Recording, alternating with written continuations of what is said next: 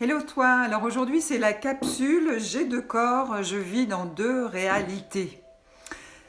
Je voulais partager avec toi cette information que tu connais peut-être déjà ou pas.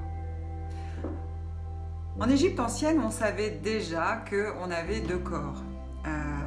Le premier qu'ils appelaient le Kat, qui est le corps physique, et le deuxième qui est le Ka, qui est notre corps énergétique. C'est un peu notre jumeau spirituel, notre double de lumière, notre esprit spirituel, peu importe comment tu peux l'avoir entendu dans ta vie. Enfin, voilà. Et en fait, ces deux corps sont régis par des lois qui sont complètement différentes.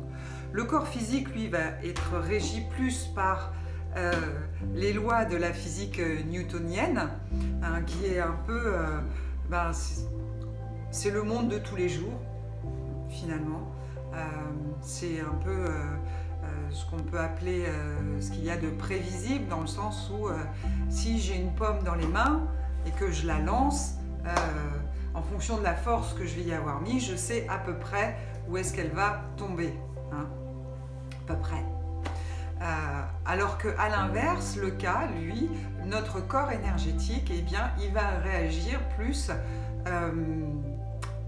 il va être plus régi par les lois de la physique quantique.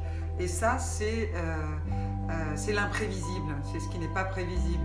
C'est où l'intention influe sur le comportement des particules.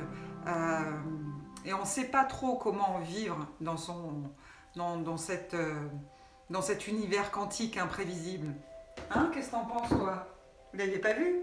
C'est pour représenter mon corps énergétique. C'est une artiste aussi, comme moi, voilà, t'as dit, bon, d'accord, elle n'a pas de tête, mais enfin, vous imaginez, hein, je ne me suis pas coupé la tête. Quoique, il faudrait plus qu'elle soit là, voilà, on va agir avec le cerveau du cœur, pour le cas. Bref, les alchimies internes sont le moyen, en fait, de faire fonctionner ces deux univers ensemble. Donc le plus souvent, on le fait aussi en méditation, hein, pour augmenter son taux vibratoire, qui va nous amener à développer d'autres capacités comme la clairgnose, la clairvoyance, la clairaudience, la clairsentience, etc. Et notre manière, changer aussi notre manière d'observer. Mais alors, cependant, parfois, c'est un peu dangereux quand on vous dit il faut augmenter son taux vibratoire, Pourquoi? Eh bien parce que si j'augmente mon taux vibratoire et que mon corps physique, avec toutes ses croyances, avec sa psyché, avec toutes ses peurs, avec tous ses traumas, n'est pas en paix avec ça, n'a pas su acquérir ou n'a pas su interpréter pourquoi il vit ça, eh bien c'est ce que je vais reproduire à l'extérieur d'une manière beaucoup plus dense.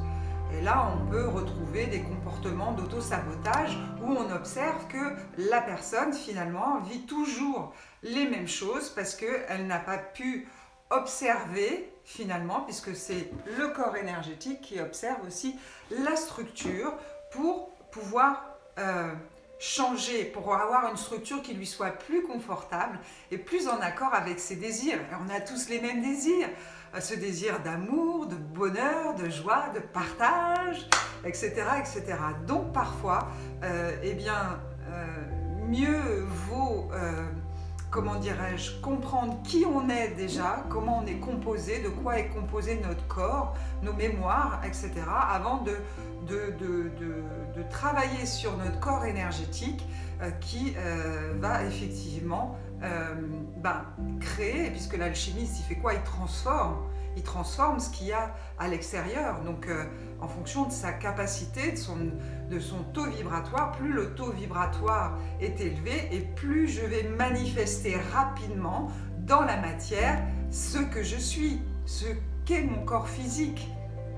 Donc c'est vraiment important de comprendre, je pense, ce principe, Parce que des fois on ne comprend pas, on fait tout bien, on est gentil et on ne comprend pas pourquoi certains événements se présentent à nous. Eh bien tout simplement parce qu'il va y avoir des mémoires, des informations à l'intérieur de nous qui n'ont pas été accueillies avec amour et donc qui vont se manifester puisque c'est à l'intérieur de moi, je dois le voir. À partir du moment où je le vois, eh bien il y a quelque chose